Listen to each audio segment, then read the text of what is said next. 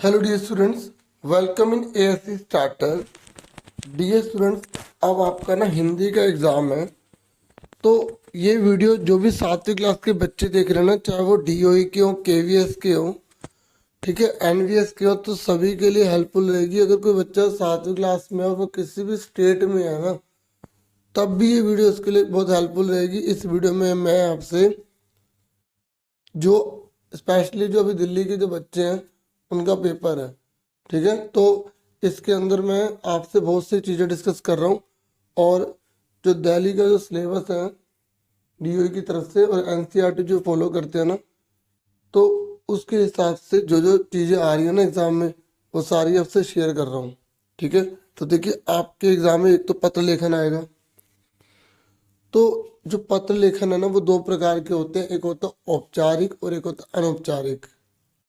जो औपचारिक होता है ना, वो हम जैसे स्कूल में लिख रहे हैं ना, अपने प्राचार्य को, मतलब प्रधानाचार्य को लिख रहे हैं या टीचर को लिख रहे हैं, ठीक है, या हम किसी विभाग को लिख रहे हैं, स्वास्थ्य विभाग है या बिजली विभाग है उसको।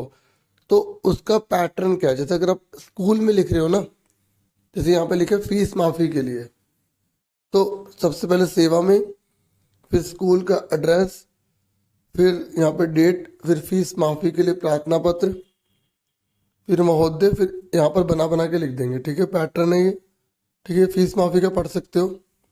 फिर धन्यवाद, अगर लड़के हैं तो शिष्य, लड़कियां हैं तो शिष्या। तो इस तरीके से यहाँ पर नाम, कक्षा, अनुक्रमांक, रोल नंबर मतलब आप लिख देंगे। अब आपके एग्जाम में कुछ भी आ सकता है ना, ठीक है, कोई भी पत्र आ सकता है, तो आपको पैटर्न याद रखना है, बना के आप लिख देना, ठीक है। समझ रहे हैं मैं क्या कह रहा हूँ आपको? बाकी आपके स्कूल के टीचर ने लिखा है तो आप उसे फॉलो कर लेना। ये केवल पढ़ लो, ये मत सोचना ये सेम आएगा, ठीक है। यहाँ पर आपको अपने स्कूल का नाम लिखना है, ठीक है, ये आपको दिखा रहा हूँ, आप प्रैक्टिस कर लो, आइडिया ले लो कैसे करना है। जैसे 2 दिन की छुट्टी के लिए आपको लिखना है तो कैसे लिखोगे। अब देखिए, अब ये ना अनौपचारिक पत्र है। अनौपचारिक का मतलब जो हम किसी मित्र को, किसी रिश्तेदार को अगर पत्र लिखते हैं ना, तो अनौपचारिक होता है। तो इसका पैटर्न समझ लो कैसे लिखना होता है। सबसे पहले आपको अपना एड्रेस लिखना है यहाँ पर। अगर आपको अपना एड्रेस नहीं लिखना तो आप परीक्षा भवन दिल्ली लिख सकते हैं, ठीक है। समझ रहे हैं ना मैं क्या कह रहा हूँ आपको? ठीक है। और उसके बाद यहाँ पर आप डेट लिखेंगे, लाइन छोड़ के लिखना, और नीचे भी लाइन छोड़ देना। फिर यहाँ पर अपने मित्र का नाम, फिर बना बना के लिखते रहो, लिखते रहो, लिखते रहो। उसके बाद ये भी पढ़ सकते हो आप, क्योंकि इस वीडियो के उद्देश्य आपको पेपर की गाइडेंस दे रहा हूँ और इम्पोर्टेंट इंपॉर्टेंट चीज़ें बता रहा हूँ, ठीक है। और तुम्हारा अभिन्न मित्र नाम इस तरीके से आ जाएगा, ठीक है। फिर आपके में एक आएगा अनुच्छेद लेखन। पता है क्या होता है अनुच्छेद लेखन? जब हमें कोई पैराग्राफ लिखने को लिए कहा जाएगा ना, जैसे सुबह की प्रातः काल आप घूमने गए हो उसके बारे में लिखो, ठीक है, मेरा प्रिय मित्र के बारे में लिखो, तो ऐसा कुछ भी आपके में आ सकता है, ठीक है। ये तो आप पढ़ सकते हैं। कुछ और भी आ सकते हैं, जैसे आपके में मेरा प्रिय विद्यालय, या मेरा विद्यालय, मेरे प्रिय अध्यापक, मेरा देश महान, विद्यार्थी और अनुशासन की, विद्यार्थी का जो जीवन होता है उसमें अनुशासन का क्या महत्व होता है, ठीक है, और मेरा देश महान, पर्यावरण प्रदूषण, ऐसे कुछ भी बनाने को दे सकते हैं। अगला टॉपिक आपके एग्जाम में जो आएगा वो आएगा संवाद लेखन। संवाद लेखन का मतलब है कि दो जनों के बीच की बातचीत लिखनी है आपको। आपने सिलेबस की वीडियो देखी होगी, उसमें मैंने आपको समझाया था संवाद कैसे लिखना है। दो जनों के बीच की बातचीत, ठीक है। जैसे यहाँ पर देखो, रमेश और राम, फिर रमेश राम, फिर रमेश राम आपस में बातचीत कर रहे हैं, तो आपको बना बना के लिख देना, ठीक है। जैसे एक मैं पढ़ देता हूँ।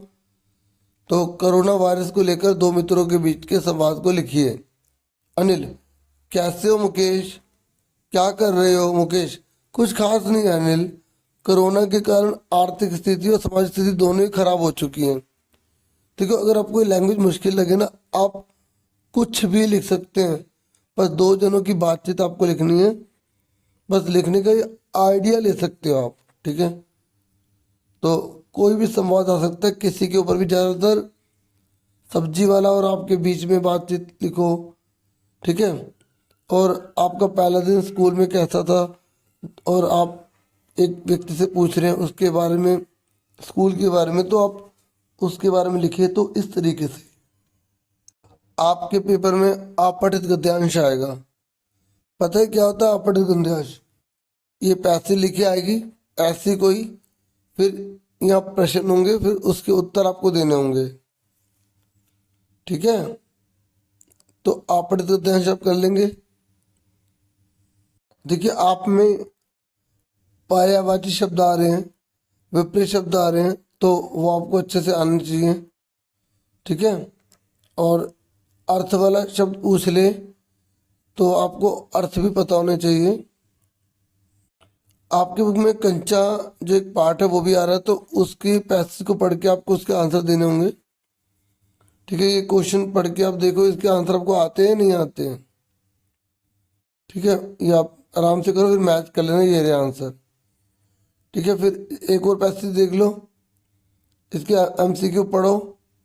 ठीक है, वीडियो रोक के पढ़ना आराम से, फिर अपने आंसर फिर मैच कर लेना, ये रहे आपके आंसर सारे। ठीक है, कंचा चैप्टर वाला ना उसमें से है।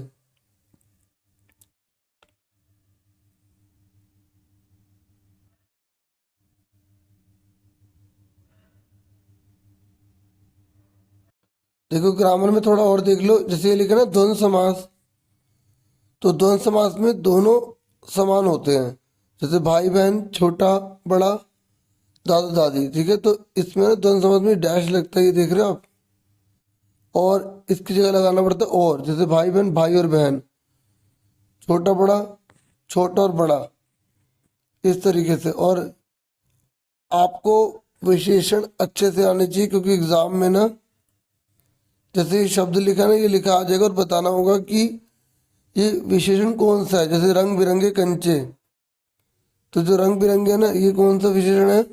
गुणवाचक विशेषण है। ये जो कर्मठ है ना, ये कौन सा है? गुणवाचक विशेषण है।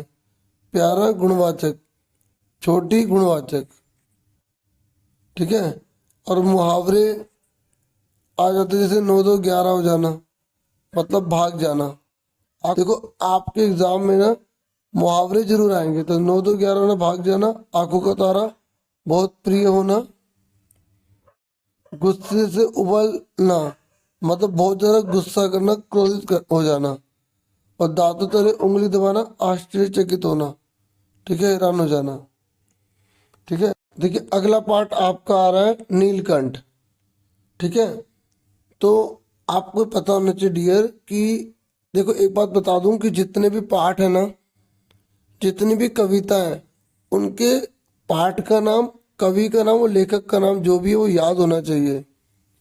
ठीक है, जैसे मैंने आपसे पूछ रहा हूँ कि देखो एग्जाम में लाइन लिखी आएगी, आपसे पूछेगा कि इसके पाठ और लेखक के क्या नाम है, तो आप क्या बताओगे कि भाई कौन सा आंसर ठीक है? पाठ और लेखक का क्या नाम है? तो पहले का है ग। ठीक है, तो आपको पता होना चाहिए कि नीलकंठ महादेवी वर्मा। ये आप पैसे पढ़ लो और इनके आंसर देख लो, अपने आप बताने की कोशिश करो। जैसे बोले मंद का मतलब क्या होता है? धीमा होता है। और नीलकंठ का मतलब क्या होता है? नीलकंठ कौन होता है? नीलकंठ कहा जाता है मोर को। ऐसे क्वेश्चन आएंगे एमसीक्यू में, आपको बताने होंगे। ठीक है, सारे के सारे देख लेना। ठीक है, आगे सुनो। संधि विच्छेद पता है ना, मंडलाकार का क्यों? मंडल जमा आकार। ठीक है, ये याद रखना। ओके, अगर ऐसा कोई क्वेश्चन आ जाता है, आपको प्रत्यय, उपसर्ग, लिंग बदलो, वचन बदलो, पर्यायवाची शब्द, संज्ञा, सर्वनाम, विशेषण, ये सब अच्छे से आने चाहिए। मुहावरे भी आएंगे आप में। ठीक है, अब वैसे बहुत कुछ है, हो सकता है कुछ एक आधी चीज ना भी दे। ठीक है, अब देखो थोड़ी सी ग्रामर देख लो। ये श्री कृष्ण वाला ये जो पार्ट है ये तो नहीं आ रहा, लेकिन आपको तत्सम पता नहीं किसे कहते हैं? तत्सम जो पीछे, जो मतलब ना संस्कृत में होते हैं, जैसे संस्कृत की तरह होते हैं। शरण को शरण बोलेंगे, शब्द को शब्द बोलेंगे। ठीक है, और अगर आपसे पूछेगा ना शब्द का तद्भव क्या है तो शब्द बता दोगे। अगर ये तत्सम तद्भव आ जाएंगे ना तो ये हिंदी संस्कृत की तरह होते हैं, ठीक है। देखो यहाँ पर अ, तत्सम बोला है, तत्सम ना संस्कृत की तरह होते हैं, और एक होता है तद्भव जो हिंदी की तरह होते हैं। जैसे शरण का तत्सम क्या होगा, शरण। शब्द का क्या होगा, शब्द। और अगर आप में संधि आती है तो इसमें जोड़ना पड़ता है। देखो नील जमा आप नीलाभ हो जाएगा, अ और आ बड़ा बन जाता है। यानी कि नव जमा अगंतुक तो नवांगतुक हो जाएगा, ठीक है। और यहाँ पर इनसे आपको शब्द बनाने, जैसे लिखे गंध, गंध का गंधहीन, ठीक है। फल का फलाहार, ठीक है। ऐसे मान का भी आप बना सकते हो। और जैसे यहाँ लिखा माखन रोटी में कौन सा समास है, तो यहाँ डैश लगेगा तो द्वंद समास हो जाएगा। यहाँ बोला संधि विच्छेद करो, ठीक है। अभी हमने पढ़ा था ना नवांगतुक का, तो नव जमा आगंतुक हो जाएगा। और ये कह रहा है कि यहाँ पर देखो इस पूरे वाक्य में विशेषण छाटो। विशेषण तो किसे कहते हैं, विशेषण जो संज्ञा और सर्वनाम की विशेषता बताते हैं। तो कौन सा इसमें, सघन है, ऊंची और चमकीली। अभी कह रहे वह सुंदर पक्षी है, तो इस वाक्य में वह शब्द व्याकरणिक दृष्टि से क्या है, देखो वह क्या है, सर्वनाम है ना। तो ऐसे आपसे पूछेगा, ठीक है। और भोर और बरखा जैसे लिखा है ऐसे और शब्द बताओ, नन्ही नन्ही घर घर। अब देखो आपकी ये कविता आ रही है वीर कुंवर सिंह, ठीक है। तो आपने पाठ पढ़ा तो आप आराम से कर लेंगे, लेकिन ये पैसेज है और आप पैसेज पढ़ के फिर इन प्रश्नों के उत्तर अपने आप दो, नीचे उत्तर लिखे आप मैच कर सकते हो, ठीक है। मैं केवल ये वीडियो आपको गाइडेंस के लिए और आपको क्या पढ़ना है ना ये बता रहा हूँ, पेपर से पहले एक बार रिवीजन हो जाएगी आपकी, ठीक है। ये देख लो आप, ये दूसरा पैराग्राफ है, फिर ये उसके क्वेश्चन आंसर है, फिर ये तीसरा है, ये इसके क्वेश्चन आंसर है, ठीक है। मैं सिर्फ आपको दिखा रहा हूँ, आप आराम से इसे कर लेना, ठीक है।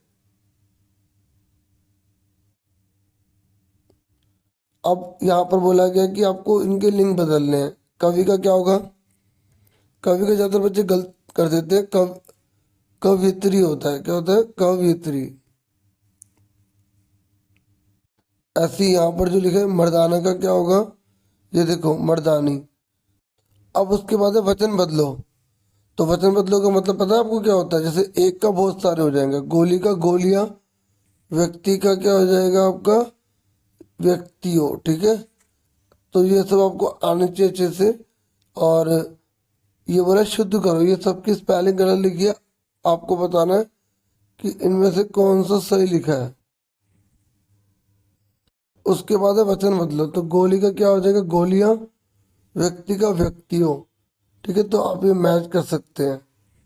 और यहाँ पर बोला गया इन चारों में से कौन सा शुद्ध शब्द है, तो स्वाधीनता होता है ना, तो ये आंसर आ जाएगा, ठीक है। फिर ये बोला रिक्तान भरो। तो रिक्तान में आपसे बोल सकता है कि भाई जैसे संज्ञा भरो, सर्वनाम भरो, ऐसे ही बोल सकता है, ठीक है। स्वतंत्रता का मतलब क्या होता है, आजादी। देखिए मैंने आपको ऑलमोस्ट बहुत कुछ बता दिया है, लेकिन आप एक बार किताब से जो पाठ है ये मैं आपको पता है क्यों दिखा रहा सिलेबस, ताकि पाठ और लेखक का नाम यहीं से आप पढ़ लें। और ये पाठ आपके एग्जाम में आ रहे, दादी माँ किसने लिखा है, शिव प्रसाद सिंह ने, फर्स्ट टर्म सेकंड टर्म दोनों के आएंगे। कठपुतली किसने लिखा है, ठीक है। रक्त और हमारा शरीर, पापा खो गए, ठीक है। यही पाठ आ रहे, ज़्यादा तो आ नहीं रहे। बाकी मैंने ग्रामर आपको बता दिया, लिंग बदलो, वचन बदलो, मुहावरे, ठीक है। और स्वतंत्रता दिवस पर अनुच्छेद लेखन पढ़ लेना एक बार, ठीक है, पैराग्राफ पढ़ लेना। और हाँ एक ना आप में लिपि आ रहा, लिपि। तो जैसे आपसे पूछेगा हिंदी की लिपि कौन सी है, तो आप बता देना देवनागरी। पंजाबी की कौन सी है, गुरमुखी। उर्दू की है फारसी। अंग्रेजी की है रोमन, ठीक है। और एक शब्द से अन्य शब्दों का निर्माण ये भी आपको आएगा। जैसे रूप लिखा तो मैंने आपको दिखाया था ना अभी, रूप का कुरूप, स्वरूप, तो आपको एक शब्द देगा, उससे आपको दो शब्द बनाने होंगे। जैसे मान लिखा है तो मान से आप दो शब्द बनाओ, जैसे अपमान, ठीक है। तो इस तरीके से आपको ना बनाने होंगे शब्द। ऐसे बेईमान तो आपको बनाने होंगे, ठीक है। तो अगर आपको पता हो ना पहले से क्या करना, तो आप बहुत अच्छा कर पाओगे, ठीक है। आप सबको मेरी तरफ से ऑल द बेस्ट, खूब मन लगा के पढ़ाई करनी है। मैंने आपको तत्सम तत्व भी बता दिया ना। जैसे अगर दधी है ना, दधी, दधी मतलब हिंदी ये हो गया तत्सम में, तो हिंदी में क्या होगा, मतलब तद्भव में को दही, ठीक है। हाथ क्या होगा, तद्भव, ठीक है। और तत्सम क्या होगा, हस्त। तो इस तरीके के शब्दों की प्रैक्टिस कर लो, ठीक है। चित्र भी आ सकता है, उसके ऊपर आपको लिखने को भी आ सकता है, ठीक है।